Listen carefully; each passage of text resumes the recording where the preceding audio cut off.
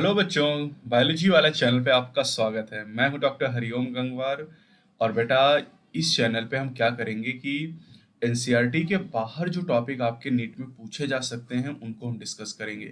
एक छोटी सी वीडियो होगी 5, 10, 15 मिनट की, और उसमें कई सारे ऐसे इंपॉर्टेंट कॉन्सेप्ट को हम डिस्कस करेंगे जो आपके नीट में पूछे जा सकते हैं।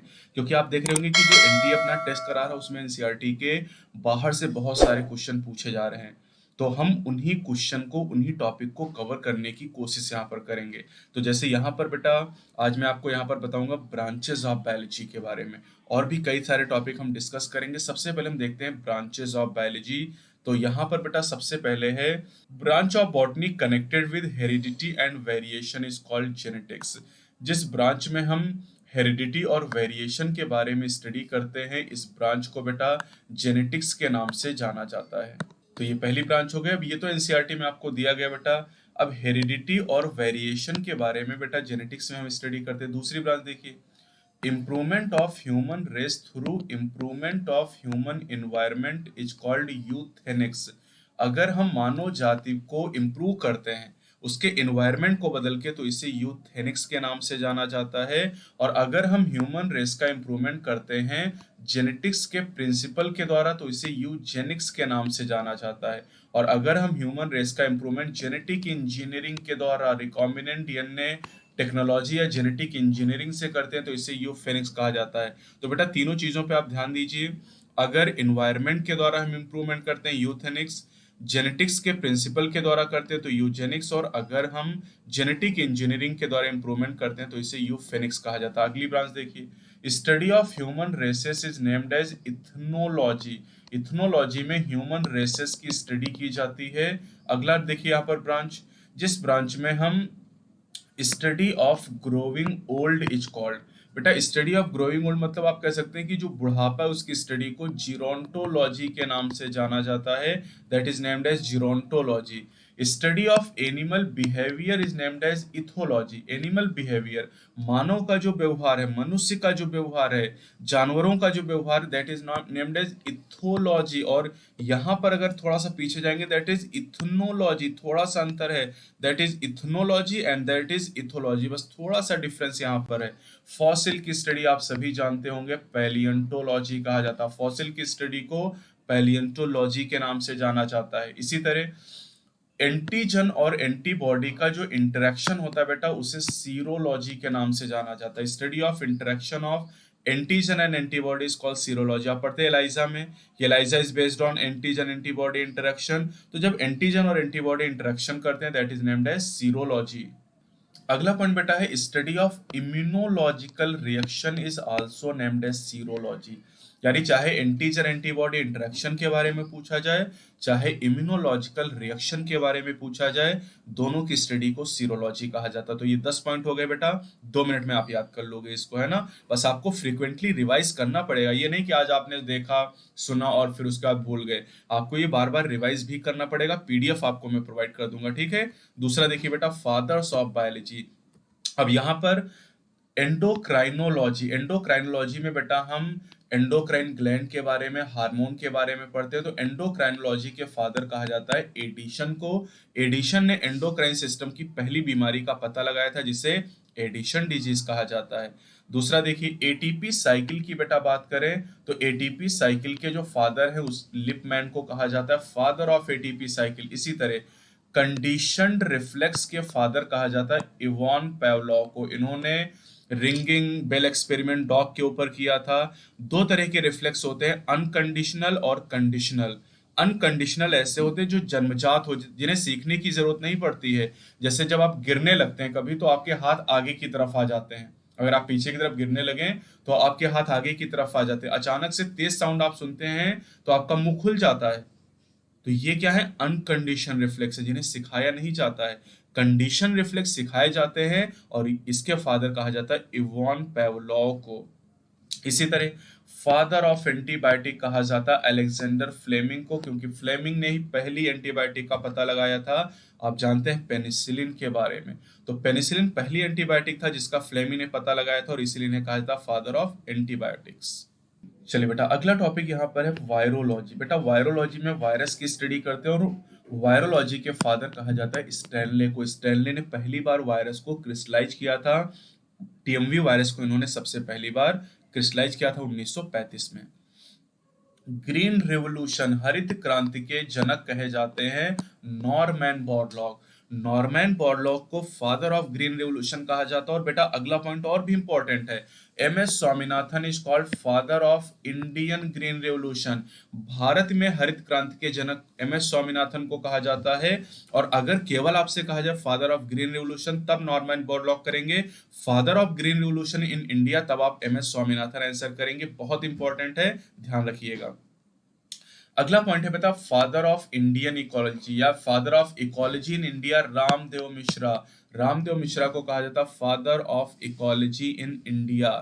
अगर हम बात करते हैं बर्ड मैन ऑफ इंडिया के बारे में, पूछा जा सकता, सलीम अली को कहते हैं बर्ड मैन ऑफ इंडिया। इसी तरह इम्यूनोलॉजी, इम्यूनोलॉजी में बेटा इम्यून सिस्टम की स्टडी की जाती है और इम्यूनोलॉजी के फादर कहा जाता है एडवर्ड जेनर को। एडवर्ड जेनर को फादर ऑफ इम्यूनोलॉजी कहा जाता है। तो बेटा ये देखिए 10 फादर भी आपको याद हो गए, इसमें भी 2-3 मिनट का टाइम आपको लगा। लेकिन ऐसा नहीं है कि आज आपने पढ़ा और कल आप भूल गए। हो सकता है बेटा आप में से बहुत सारे बच्चे ऐसे हों जो ये पहली बार सुन रहे हों, उन्होंने कभी एडवर्ड जेनर के बारे में या फिर सलीम अली के बारे में या फिर रामदेव मिश्रा के बारे में या फिर अगर हम बात करते हैं यहाँ पर इवान पेवलॉव के बारे में, लिपमैन के बारे में, एडिशन के बारे में सुना ही ना हो। तो ये चीजें आपको बेटा रिवाइज करनी पड़ेंगी। जितनी ज्यादा बार आप रिवाइज करेंगे, 4 बार अगर आप किसी चीज को रिवाइज कर लेंगे तो चीज आपको याद हो जाएगी। ये बेटा जो मैं आपको बता रहा हूँ ये आपको कैसा लग रहा है ये भी कमेंट सेक्शन में आप जरूर बताएंगे, ताकि इस सीरीज को हम आगे भी कंटिन्यू करें। अगर आपको ये अच्छा लगे तो लाइक जरूर करिएगा, अच्छा नहीं लगेगा तो डिसलाइक करिएगा। कमेंट में भी आप जरूर बताइएगा कि ये जो सीरीज मैंने स्टार्ट की है एनसीईआरटी के बाहर के पॉइंट की आपको कैसी लग रही है। अगर आपको सीरीज अच्छी लगेगी तो इसको हम कंटिन्यू करेंगे, और अगर आप इसको डिसलाइक करते हैं तो ये सीरीज हम डिसकंटिन्यू करेंगे। तो चलिए बेटा यहाँ पर 10 पॉइंट हम बात करते हैं डिस्कवरीज ऑफ बायोलॉजी के बारे में, है ना। बायोलॉजी की डिस्कवरीज की बात करते हैं बेटा। बैक्टीरियोफेज, जिसे बैक्टीरियल वायरस कहा जाता है, इसकी डिस्कवरी टॉर्ट एंड डी हेरल नाम के साइंटिस्ट के द्वारा की गई। बेटा बैक्टीरियोफेज उस वायरस को कहा जाता है जो बैक्टीरिया पर अटैक करता है। तो टॉर्ट और डी हेरल नाम के साइंटिस्ट के द्वारा बैक्टीरियोफेज की खोज की गई। इंसुलिन हार्मोन, इंसुलिन हार्मोन जिसकी कमी से डायबिटीज नाम की बीमारी हो जाती है, डायबिटीज मिलेटस, इंसुलिन की खोज बेंटिंग और बेस्ट नाम के साइंटिस्ट के द्वारा की गई थी।